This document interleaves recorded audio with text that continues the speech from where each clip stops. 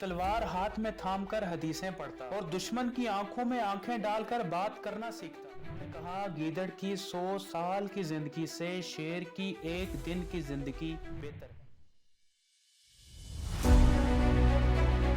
बिस्मिल्लाहिर्रहमानिर्रहीम। अस्सलाम वालेकुम नाज़रीन, वेलकम टू माय चैनल। नाज़रीन, दुनिया के कुतुब खाने बड़े बड़े बादशाहों की कहानियों से भरे पड़े हैं। किसी ने जीत का ताज पहना, किसी ने जुल्म की तलवार चलाई, किसी ने दुनिया की दौलत कमाई, मगर तारीख आज भी झुक कर सलाम करती है उस बहादुर को जिसने गुलामी को ठुकरा कर शहादत का ताज पहना। ये दास्तान है टीपू सुल्तान की। साल था 1751। जगह थी दक्कन का शहर दीवाने मासूर। एक बहादुर बाप हैदर के घर पैदा हुआ एक नन्हा बच्चा, नाम था टीपू। ये वो बच्चा था जो घोड़ों की पीठ पर बैठकर कुरान याद करता, जो तलवार हाथ में थामकर हदीसें पढ़ता और दुश्मन की आंखों में आंखें डालकर बात करना सीखता। इसका उस्ताद भी कोई मामूली ना था, खुद वो मौलाना मिर्जा ज़ैनुल आबिदीन थे। उन्होंने इसे दीन, सियासत और जंग का हुनर सिखाया। 16 साल की उम्र में वो पहली जंग में शरीक हुए। बरतानवी तोपें दहाड़े मार रही थी, लेकिन ये नौजवान आग के दरिया पार करते करते दुश्मन की गर्दनों तक पहुंचा। लोग कहते हैं कि वो सिर्फ तलवार नहीं चलाते थे, बल्कि वो दुश्मन के गुरूर पर वार करते। उन्होंने कहा, गीदड़ की 100 साल की जिंदगी से शेर की एक दिन की जिंदगी बेहतर है। वालिद के इंतकाल के बाद टीपू सुल्तान ने मैसूर की सल्तनत संभाली। वो सिर्फ बादशाह ना थे, वो काजी भी थे, उस्ताद भी थे, सिपाही भी थे, सबसे बढ़कर अल्लाह का बंदा थे। उन्होंने सूद पर पाबंदी लगाई, ज़कात का निजाम कायम किया, यतीमों के लिए घर बनवाए,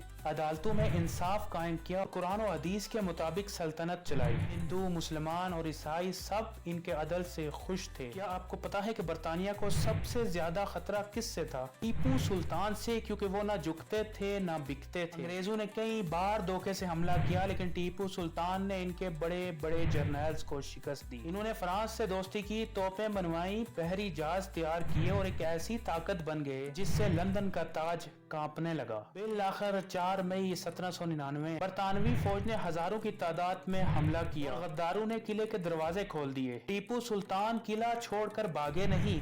जब सब सिपाही पीछे हट रहे थे, तब टीपू सुल्तान आगे बढ़े। इनके जिस्म पर गोलियां लग रही थी, लेकिन वो लड़ रहे थे अल्लाह अकबर की सदा के साथ। आखिरकार वो जमीन पर गिर गए, लेकिन इनका सर बुलंद हो गया। इनके हाथों से तलवार छीन ली गई, मगर गैरत, ईमान और इज्जत कोई ना छीन सका। अंग्रेजों ने उनकी लाश देखी, आंखें बंद थी, मगर चेहरा ऐसा लग रहा था कि जैसे वो मुस्कुरा रहे। अंग्रेज जर्नैल ने कहा कि अगर चाहे हिंदुस्तान में सब बादशाह ऐसे होते तो हम कभी भी हुकूमत ना कर सकते। टीपू सुल्तान एक बादशाह ना थे, वो एक सोच, एक नजरिया थे। मुसलमान कभी झुकता नहीं, कभी बिकता नहीं। वो कहते थे कि अगर चाहे मैं जिंदा रहा तो अंग्रेजों को हिंदुस्तान से निकाल दूंगा, और अगर मैं मर गया तो मेरी कब्र भी बेगैरतों को ललकारेगी। टीपू शहीद हो गए, मगर क्या उनकी रूह चैन से सो रही है? ये वीडियो खत्म हो सकती है, मगर ये सवाल सिर्फ आपके लिए है कि क्या आप टीपू की तरह जीना पसंद करेंगे? अपने मेजबान कामिर इकबाल को इजाजत दीजिए। Subscribe please. Allah Hafiz.